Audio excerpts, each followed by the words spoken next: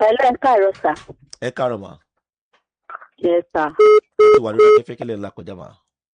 Nǹkan tí mo là kọjá pọ̀ lórí ìgbéyàwó mi sà. Àgbọ̀ yín mà. Mo ti fọ́kọ bí tọ́dún 11 years now. Ọkọ tí mo fẹ́ mi ò lè parọ́ èèyàn dáadáa ni. Èèyàn dáadáa ni. Àmọ́ ó wá ní problem kan méjì. Ó jẹ́ nìkan tí máa fẹ́ ṣe nǹkan. Mo máa ń jẹ́ ní tẹ́ pé mo máa ń tètè lápòjúsùn nǹkan mo lè tètè sọ pé àkíní ìjẹ́ ká ṣe é. Nǹkan tó máa sọ fún òun olówó kan kò sọ owó wọn ò lè ṣe òun ò lè ṣe máa lọ da kò sí wàhálà mi ní sọ̀rọ̀ lórí kíní yẹn. Màá wá máa ṣe àjọ owó tó kún nínú owó oúnjẹ mi máa pé bí mọ́nú. Màá ṣe àjọ màá wá ṣe kíní yẹn tí máa wá ṣe kíní yẹn mi ní sọ fún tó bá wá padà wá rí kíní yẹn nulẹ̀. Inú àádùn ìmí á fún mi lówó ẹ̀ padà. Á fún mi kọjá iye tí mo fi ṣe kíní yẹn. Ṣáà ń bá lọ bẹ́ẹ̀ yẹn. Nírìn àjò yẹn kò tí ì sọmọ ìgbà tó ṣàyà mo wá lóyún. Ọlọ́run wá ṣe lẹ́yìn ọdún 5 wá bímọ. Nínú ìgbà yẹn tí mo lóyún yẹn in fact ó gbìyànjú. Bó tẹ̀ jẹ́ pé a lot of people about the pregnancy. Lọ́rọ̀ kan ṣàbímọ yẹn. Mo tún kọ́ntínú. Ìgbà míì wà tẹ́ pé kí ó tó wọlé wá dá dìú. Kọ́kọ́ ní tó sọ pé òun fẹ́ sanwó lé. Nínú owó tí mo pè bí mọ́nú tí mo fi ebí tí mo ṣàjọ fún màá ti sanwó ilé yẹn mi wà ní sọ fún. Màá yọ lẹ́nu pé wo agent máa pè wọ́n máa da ìrù wá síta o. Kí lẹ fẹ́ lórí ètò yìí?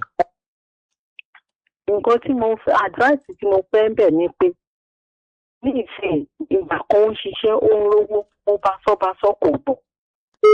Mo wá ní issue of fibroid tó tóbi gan mo wá ń bẹ̀ kó jọ kó fún mi ló pé kó wò ní ìsìn kò sówó ọwọ́ mi kó help mi kí n lọ fibroid yẹn kò dá mi lé.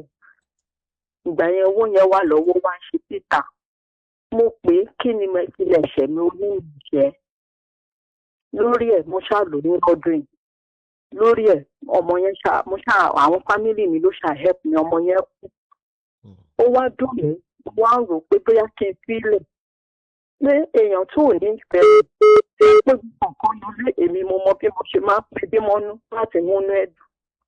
Mo wá ń rò pé bí a ṣe ń fi márèjì yẹn lẹ̀. Níbi tí mo wà nínú ìrora láti June 13 tí mo ti bímọ.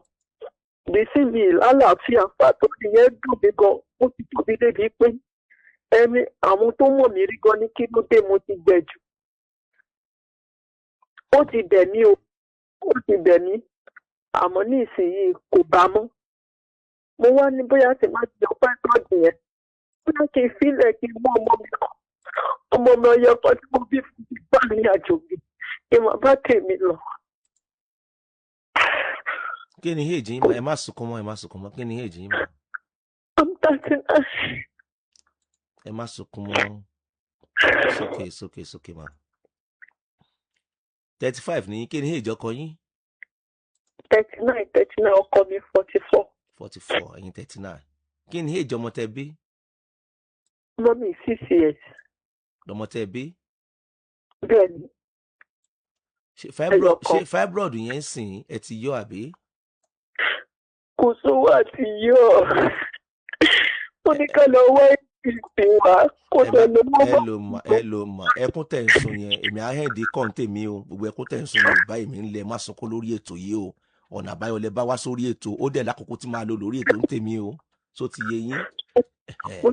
Ṣé ẹ rí etí màá sọ fún yín lélẹ̀ tó bá ń wá aláìmoore ẹ̀dá ẹ̀yin lè jẹ́ bẹ́ẹ̀ ẹ jẹ́ nujú yín nù ibi tí màá gbà wọlé sọ́dọ̀ ti yín nìyẹn tẹ́ bá ń wá aláìmoore ẹ̀dá ẹ̀yin lè ṣe kí ni ẹ̀yin lè jẹ́ bẹ́ẹ̀ ẹlẹ́wà lé 39 àbí bẹ́ẹ̀ kọ́? Bẹ́ẹ̀ni sà.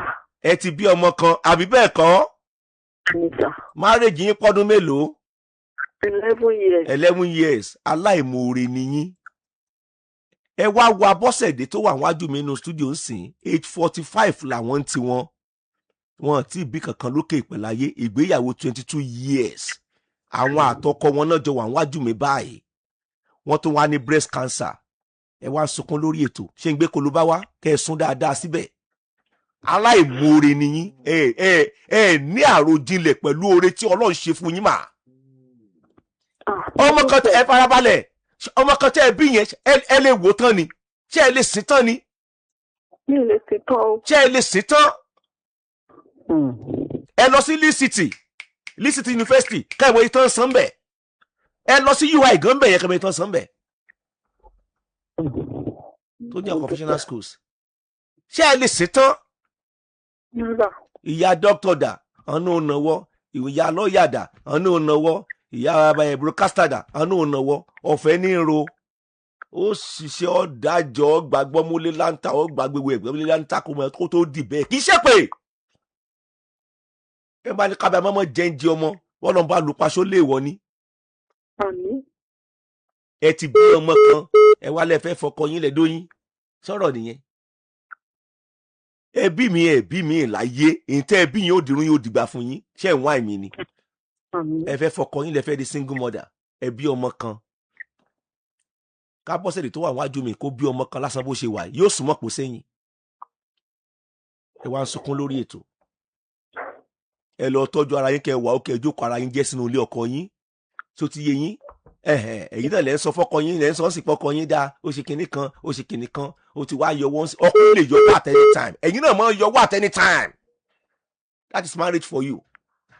Kò sẹ́ tí ò lè yọwọ́ at any time. Àṣẹ ló kálukú yín ó mójú tó ṣẹ́ ìwọ tó jọkùnrin mójú tó ṣẹ́ ìwọ tó jóbìnrin mójú tó ṣẹ́ àtẹ́lẹwọ́ ni o lè disappoint ẹ.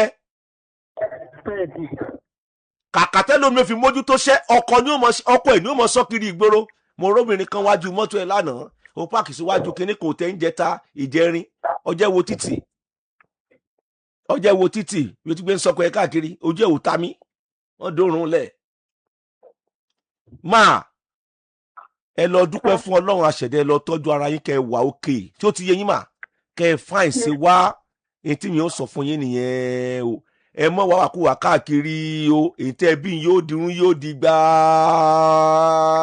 o ẹ rí i pé yóò di gbà o ẹ rí i pé mo fàágùn